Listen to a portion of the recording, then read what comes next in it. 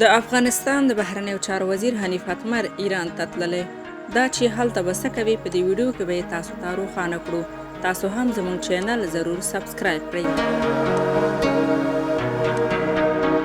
د ایران د بهرنیو چارو د وزارت د ویان په وینا ښاغلی اتمر به په خپل دې 2 ورځني سفر کې د هېواد له چارواکو سره په بېلابېلو موضوعګانو لکه د ایران افغانستان پر اقتصادي همکاري، سرحدي ستونزې، امنیتي او روغتیایي برخو کې وغږیږي.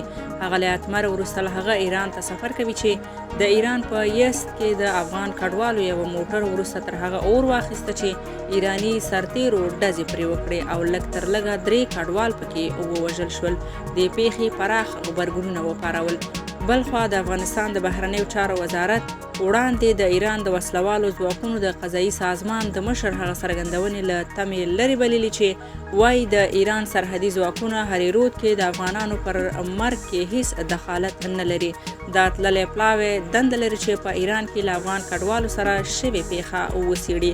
د افغانستان د بهرنیو چارو وزارت د ویان مرستیال حامد تهذیب وایي دا پلاوی د دې لپاره تللی چې د ورته پیښو د مخنیوي په پار له ایراني چارواکو سره وغږیږي. په تهران کې د افغانستان سفیر غفور لیوال چې دا پیښه یې له نږدې څارلې وه او د ایراني مسؤلینو له قوله یې ویلي و چې انساني قاچاقچیانو یو شمېر افغان کډوال ایران ته لیږدول. د نوموړي په وینا ایراني پولیسو د موټر پر ټایر ډزې کړې چې په پایله کې موټر ټکر کړی او ګاډی اور اخیستی.